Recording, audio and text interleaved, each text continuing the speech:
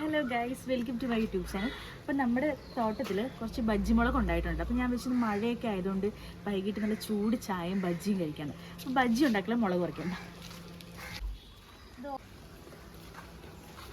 Guys. മഴ ആയതുകൊണ്ട് ഇപ്പോൾ ഭയങ്കര പാടാണ് കേട്ടോ.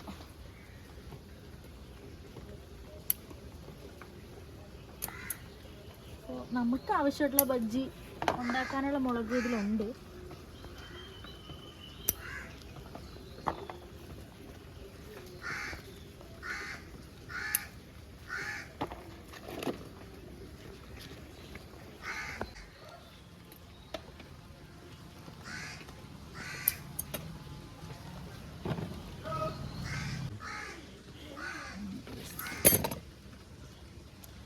ഇതിൽ ഗൈസ് ഓറഞ്ച് കൂടി ആയിട്ടുണ്ട് കേട്ടോ. പച്ചമുളക് ബാക്കി ഞാൻ നല്ല പറിച്ചായിരുന്നു, അത് കുഞ്ഞിത് പഴുത്തു പോയോ.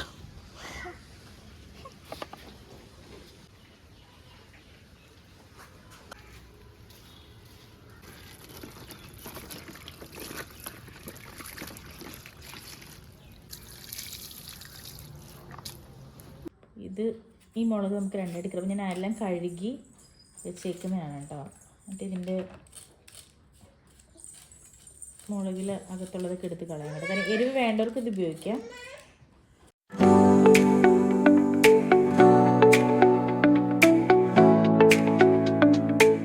ഇവിടെ ഒരു കുട്ടിയുണ്ട്.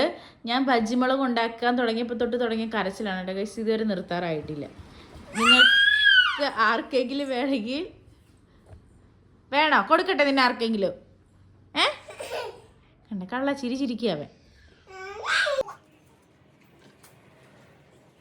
മോനെ എന്ത് വായിലിട്ടെ? അമ്മക്ക് തുപ്പിക്ക. താത്ത തുപ്പ് തുപ്പ്. അലുമോനെ താ തുപ്പിക്ക് തുപ്പിക്ക്.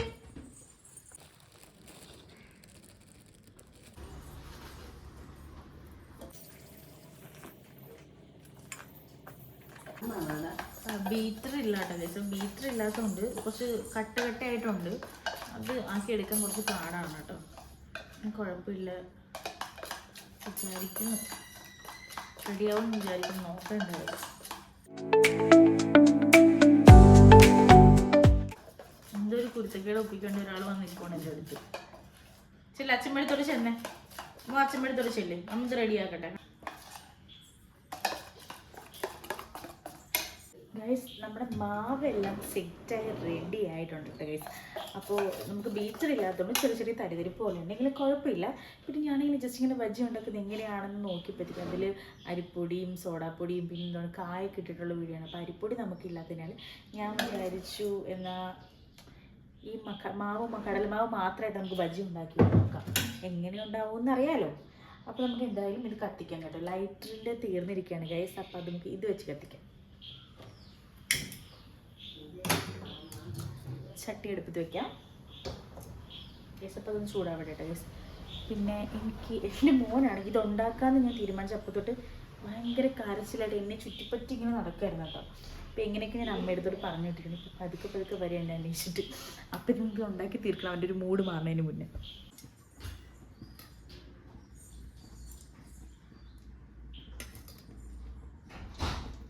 കണ്ടില്ലേ ഗൈസ്, ഒരാൾ നടക്കുകയാണ്. അമ്മ എത്ര ശ്രദ്ധ മാറ്റിയിട്ടും ഒരു കാര്യമില്ല. കുറച്ച് കഴിയുമ്പോൾ വീണ്ടും വരും കേട്ടോ.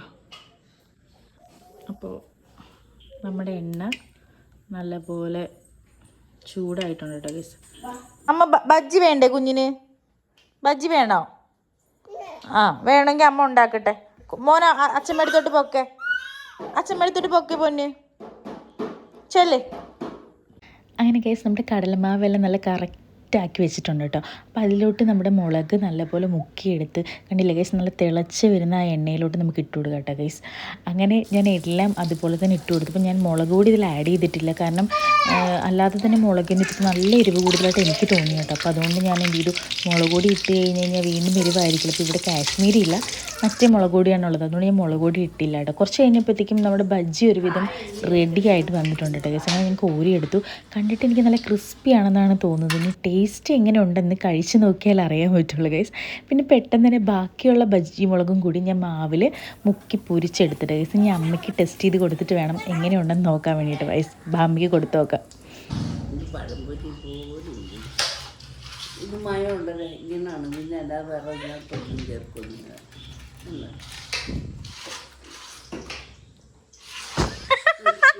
സത്യാവസ്ഥ പുറത്ത്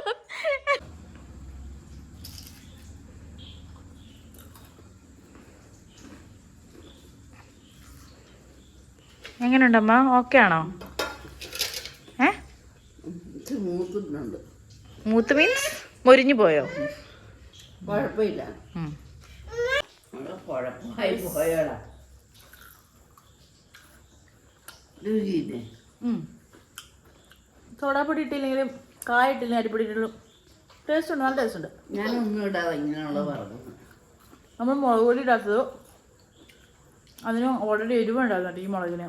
എന്താണെന്ന് അറിയില്ല അങ്ങനെ, പക്ഷെ മുളക് നല്ല കേട്ടോ, അടിപൊളിയായിട്ട്.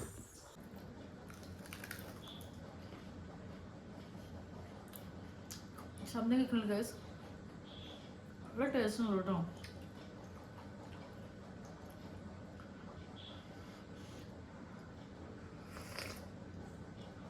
സുഖം.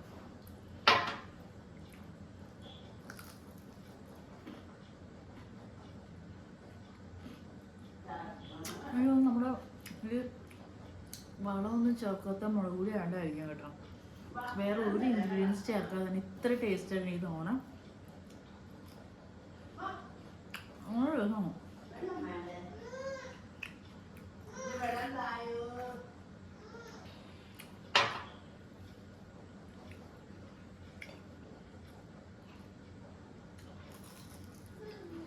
ചെറിയ എരിവുണ്ട് കേട്ടോ. ചെറുതിന് കുരു പോയിട്ടില്ലെന്ന് തോന്നുന്നു.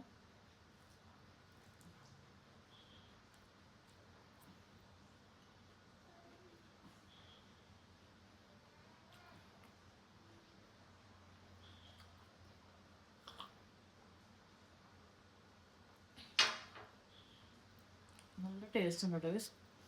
ഒരു വളവും ചേർക്കാത്ത പച്ചമുളകായതുകൊണ്ടായിരിക്കും ഇത്തിരി ടേസ്റ്റ്. എന്തായാലും എനിക്കറിയില്ല, നല്ല ഇഷ്ടപ്പെട്ട്. ഞാൻ വേറെ കായോ അരിപ്പൊടിയോ ഒന്നും ചേർത്തിട്ടില്ല. ആകെ കടലമാവും കുറച്ച് ഉപ്പും വെള്ളം വെച്ച് കലക്കിയിട്ട് എണ്ണ ഒഴിച്ചിട്ട് മുക്കി പൊരിച്ച് മാത്രം ചെയ്തുള്ളൂ. പക്ഷെ എനിക്ക് ഭയങ്കരമായിട്ട് ഇഷ്ടപ്പെട്ടു. ഞാൻ വെറുതെ പറയാൻ നന്നായിട്ടുണ്ട് കേട്ടോ. അപ്പോൾ ചേട്ടൻ വരുമ്പോൾ പുളിക്കോട് കൊടുത്തേക്കാം. പുള്ളി പറയട്ടെ എങ്ങനെയുണ്ടെന്ന്.